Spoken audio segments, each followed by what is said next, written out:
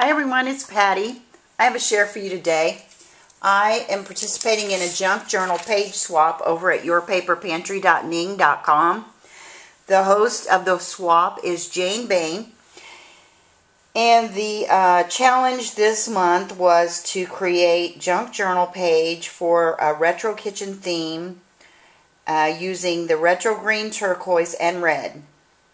We had to add ephemera and recipe cards to journal on.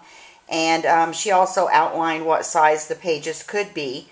And we had to leave a 1/2 inch to 1 inch border so they could be bound together. There's 9 ladies participating in this swap, and I was lucky to be one of them. And this was a great, fun challenge. And if you haven't been over to yourpaperpantry.ning.com, check it out. It's $12 a year to join. There's lots of swaps going on all the time.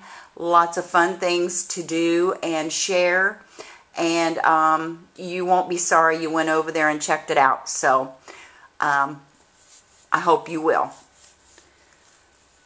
Okay, so to start out with my page, this is the finished product. Right there is the front page, and this was put together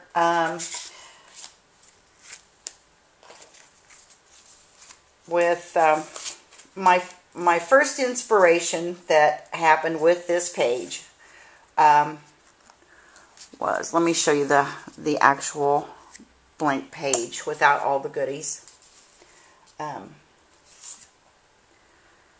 The inspiration for this came from this fork.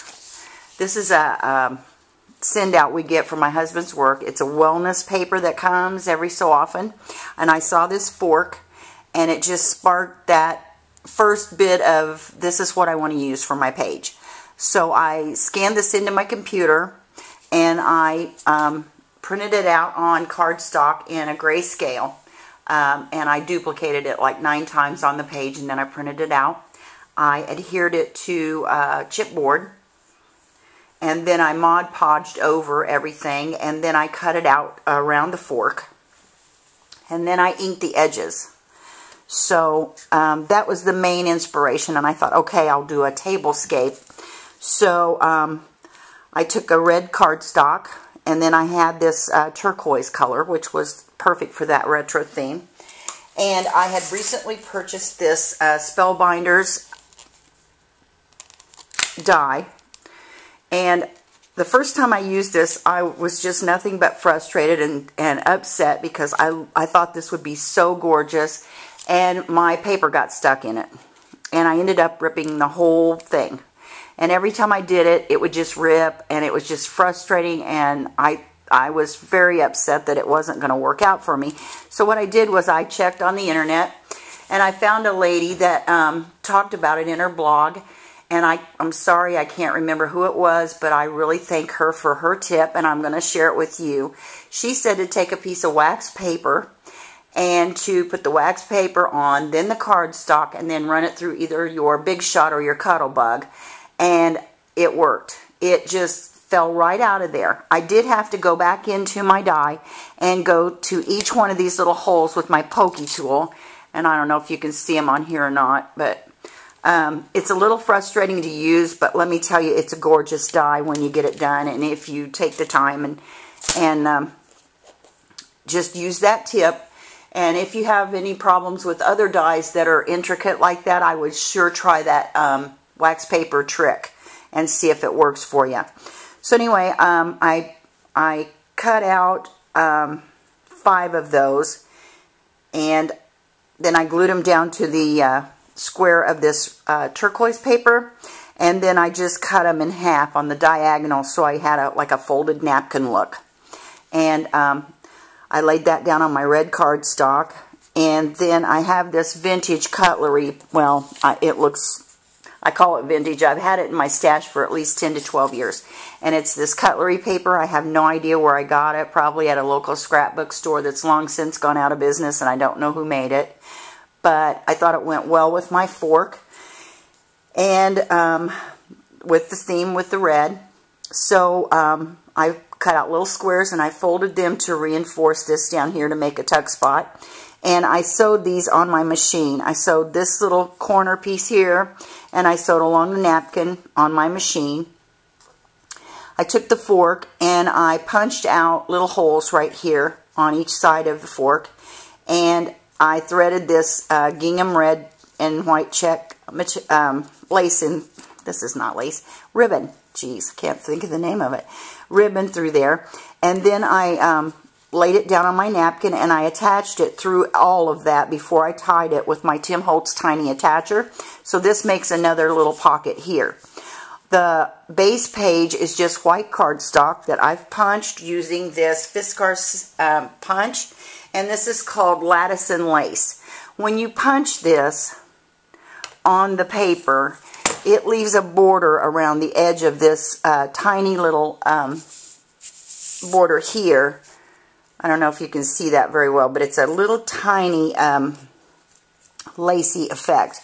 But the actual punch is supposed to leave, and it does, it leaves a little edge around here.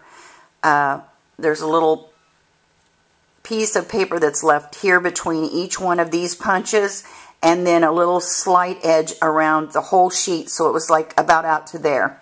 But there was these little segments in there that I didn't care for, so I took my scissors and I just trimmed every so often where that little piece of lattice work would have been. So I liked the way that looked. And then I glued down all these three sides of the page because I wanted to, you know, make my pocket for my journal spots. I went to my local thrift store and antique shops looking for retro vintage kitchen things, and I found this old Regal cookbook. And in this cookbook there was a menu. And so what I did was I scanned that into my computer again, and I made 9 copies of it, and I, you know, trimmed them all up, and I printed them and to fit on this page. And before I did that, I stamped the My Favorites out of this stamp set, and this is a Sandy Lion stamp set, and it's Kelly Panacci, I think. And down here is My Favorites. So I don't know where I got this. Clearance somewhere, I'm pretty sure. So anyway, I stamped that in red and then mounted it on that retro turquoise paper. And so this can be a journaling spot too. And it slips down into this place setting right here. You just slip it down into this little corner pocket. Usually it goes in better than that, but since I'm on camera, it won't. Anyway, there it is. So that goes like that. And I was looking on the internet for cute recipe cards, and I put in Retro Kitchen free downloads for recipe cards. And I was lucky and found these, and they match the colors and everything, and they have little retro aprons on them, and they say recipe from the kitchen of. So I printed out enough of those for 2 each, and they slip in that pocket like that. And I'm also including one of these bigger old-fashioned, what my mom used to use, just a plain index card to write her recipes on. So one of those is going in here.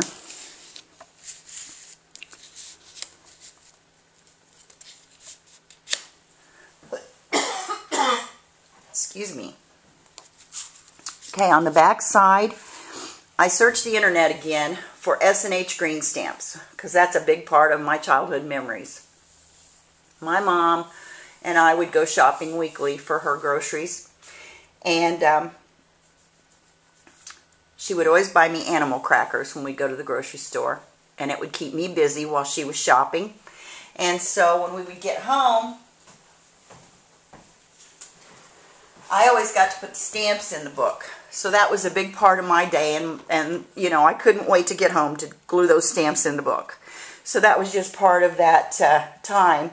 I'm sure many people my age have the same exact memories with their mom going to the store and getting to put those stamps in the book. So that came to mind for this project because I knew they had the red and the green on them, and they would go well. So I searched for that, and I found that this is an actual copy of the front cover of that S&H green stamp book. So I printed out those, and I also found copies of the actual stamps, and I saved those to my computer and printed out enough for each one of the ladies in the swap.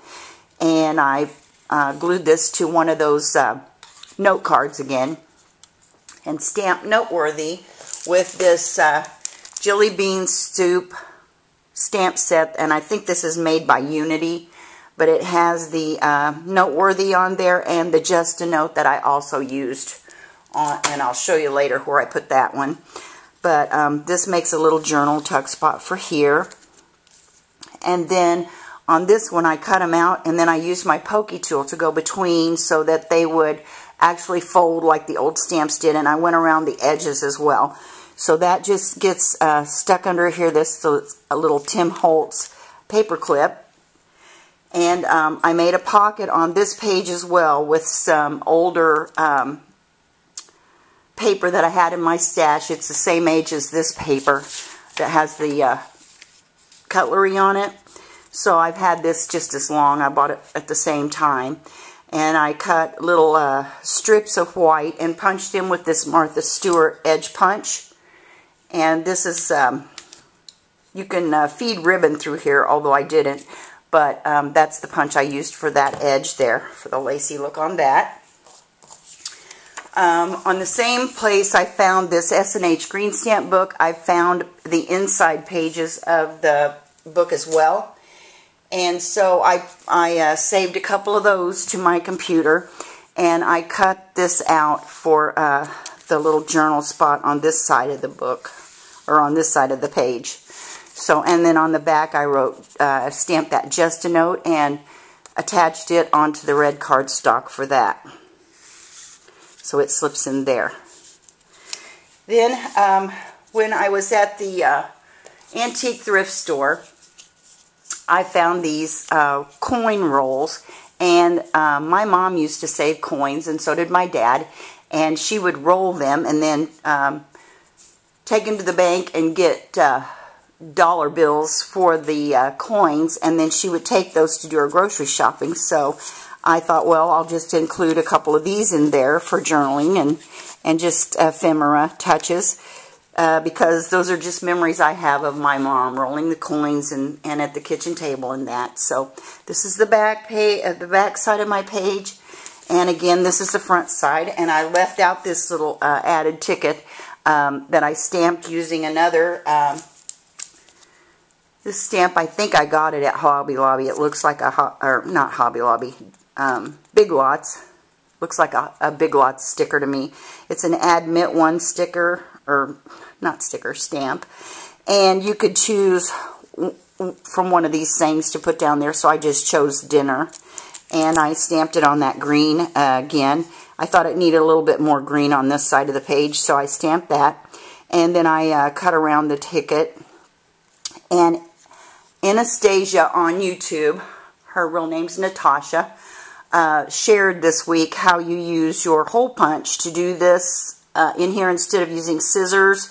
And so that's how I did this, with a small hole punch, and it makes a lot neater job for you. I just tuck that into that corner there. So that is my page for the swap, and I made 9 of these, and it took a while, but I think they turned out really nice. And if you haven't been over to yourpaperpantry.ning.com, I hope that this will inspire you to go there and check out all the cool things that go on over there, and to get involved and to meet some new people that enjoy doing what you like to do, and just go over and check it out. So thanks for watching my share today, and I hope you liked it, and I'll see you next time. Bye.